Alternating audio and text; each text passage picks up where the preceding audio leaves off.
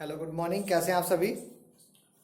मानव कल्याण में सूक्ष्म जीव चैप्टर में हमारा आज का टॉपिक है बायोगैस ऊर्जा उत्पादन में सूक्ष्म जीव। यानी कि बायोगैस का उत्पादन जो है या ऊर्जा उत्पादन किस प्रकार से सूक्ष्म जीव करते हैं या ऊर्जा उत्पादन में सूक्ष्म जीवों की क्या भूमिका है, इस टॉपिक के ऊपर हम बातें करने जा रहे हैं। तो बायोगैस की बात करें यदि हम, तो बायोगैस क्या होता है, बहुत सारी गैसों का एक मिश्रण होता है जिसमें से मुख्यतः क्या होती है, मीथेन गैस होती है। ठीक है, कौन सी होती है, CH4 मीथेन गैस होती है सर्वाधिक, सबसे ज्यादा। ठीक है, दो जो अति ज्वलनशील गैस है, जलने में से बहुत सहायक होती है। ठीक है, तो इसके बारे में बात करें तो बायोगैस एक समूह, गैसों का समूह है जिसमें क्या होता है, मुख्यतः मीथेन होती है। कितनी होती है, 50 से 70% होती है। 50 से 70% होती है। कौन सी गैस, मीथेन गैस होती है। और बाकी अन्य गैसों में कार्बन यानी कि CO2 हो सकती है, CO2, H2S, H2 आदि ETC। ठीक है, ये गैसेज होती हैं, इन गैसों का मिश्रण होता है। किसका, बायोगैस का। इसके साथ यानी कि कहने का मतलब ये है कि यह अवायवीय श्वसन जीवाणुओं सेलुलोज के अपघटन, यानी कि सेलुलोज का अपघटन कब होता है, आपने देखा, बताऊंगा इसके बारे में आगे लाइन में है। सेलुलोज का अपघटन द्वारा CO2 तथा H2 के साथ मीथेन गैस बनती है। CO2 प्लस H2 के साथ क्या बनती है, मीथेन गैस बनती है। इन जीवाणु को मीथेनोजन जीवाणु, यानी कि जो जीवाणु जो इसको बनाते हैं इसको बोलते हैं मीथेनोजन। क्या कहलाते हैं, मीथेनोजन जीवाणु कहलाते हैं। ठीक है, जो इस गैस को बनाते हैं। तथा इनमें से क्या होता है, इनमें मिथेनोबैक्टीरियम मुख्य होता है। इनमें क्या होता है, मिथेनोबैक्टीरियम क्या होता है, मुख्यतः होता है।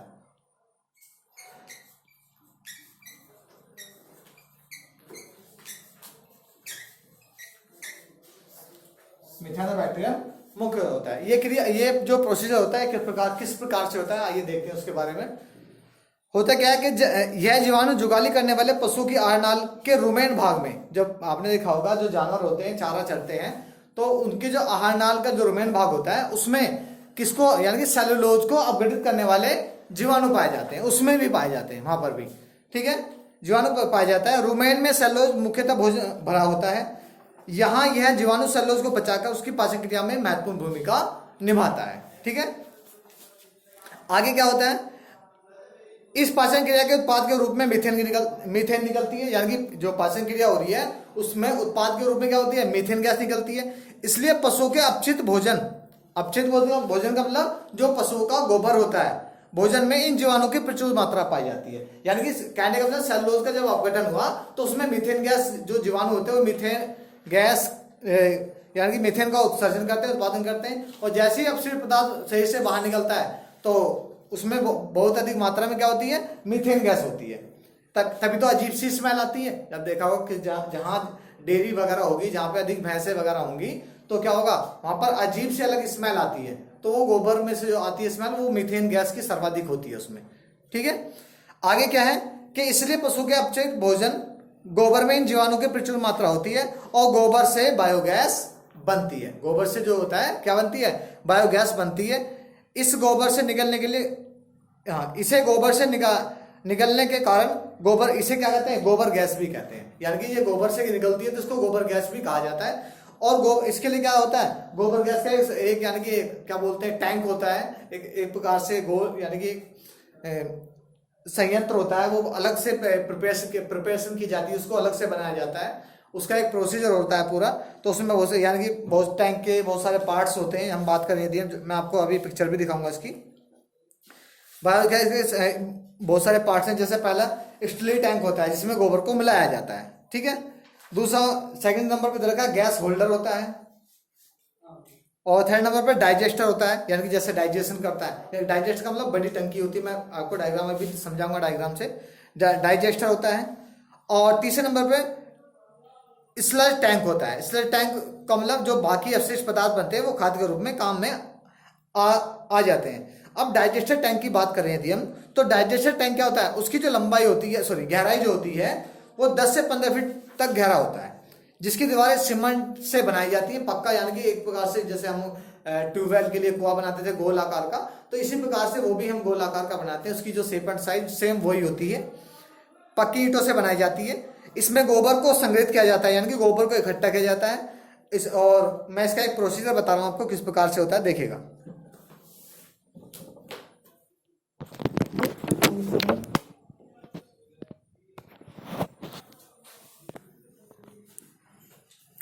देखिएगा, ये बायोगैस का यानी कि यंत्र है। इसमें होता क्या है, सबसे पहले ये जो गोबर और पानी का मिश्रण होता है, सबसे पहले क्या करते हैं, गोबर को और पानी को मिक्स किया जाता है। इसमें मिक्स करने के बाद में इसकी जो ये शेप दे रखी है, ये वाली, ये डाइजेस्टर होता है। यानी कि इसमें पानी और गोबर को मिक्स करके एक पाइप के द्वारा, इस पाइप के द्वारा यहाँ पे मिक्स कर दिया जाता है। यानी कि ये होल्डर होता है, ये व्हाइट कलर का, ये जो दिखाई दे रहा है, ये होल्डर होता है। जैसे ही ये जीवाणु इसको अपचयित करते हैं, तो इसमें जो इनके द्वारा जो गैस उत्सर्जित होती है वो इस होल्डर में यानी कि इकट्ठा हो जाती है, स्टोर हो जाती है।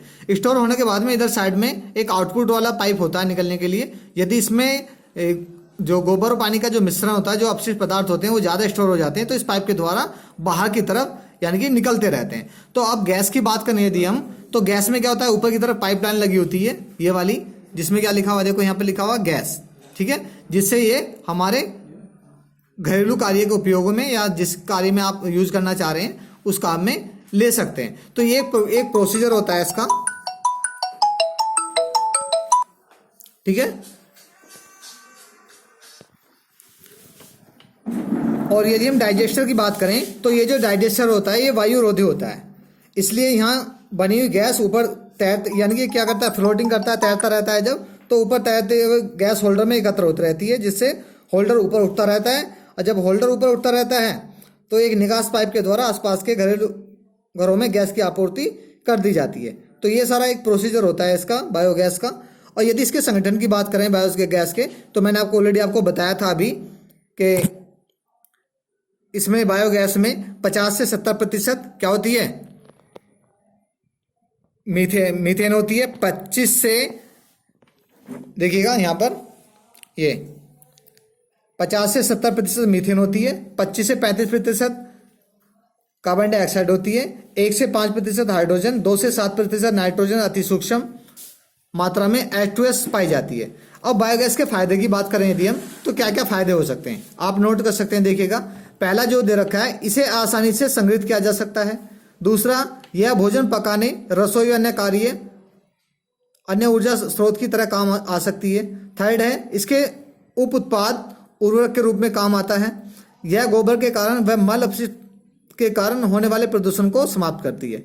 तो भारत में इस चीज़ की काफ़ी यानी कि बायोगैस के संयंत्र लगाए गए हैं, जिससे ऊर्जा उत्पादन के द्वारा बहुत से कार्य किए जा रहे हैं। ये डायग्राम भी बायोगैस का ही है, आप इसको देखो भली बात, इसमें गैस को कनेक्ट किया हुआ है यहाँ पर गैस होल्डर के द्वारा। ये गैस होल्डर ऊपर फ्लोटिंग कर रहा है, तैर रहा है। ये आउटपुट पाइप दे रखा है बाहर, जो ओवर, जब ये टैंक ओवर हो जाता है इसके द्वारा ये मल यानी कि अपशिष्ट पदार्थ बाहर निकलते रहते हैं। इधर से मिक्स टैंक यानी कि पानी और गोबर का मिश्रण यहाँ पे आता रहता है। प्रोसीजर वही है। देखिएगा, ये दूसरा डायग्राम है, सेम वही है, टैंक का आप किसी प्रकार का बना लीजिएगा, लेकिन प्रोसीजर सभी का एक है। इसमें भी सेम वही प्रोसीजर है। देखिएगा, इधर से ये गोबर और पानी को मिक्स करके सीधा टैंक में यानी ये डाइजेस्टर है, और ये ऊपर वाला भाग जो है ये बायोगैस का है। इसमें गैस स्टोर हो रही है, और इसमें अपशिष्ट पदार्थ जब ज़्यादा हो जाते हैं तो इसके द्वारा पास आउट हो जाते हैं। ये हमारे खेती में उर्वरक के रूप में काम आ जाता है, ठीक है। बाकी मैं आपको बता चुका हूँ कि इसमें बायोगैस का कंपोजिशन क्या होता है।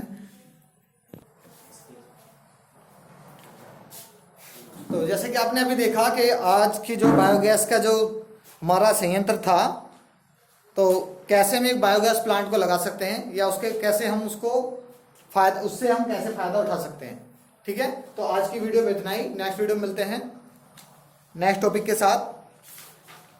Okay, thank you.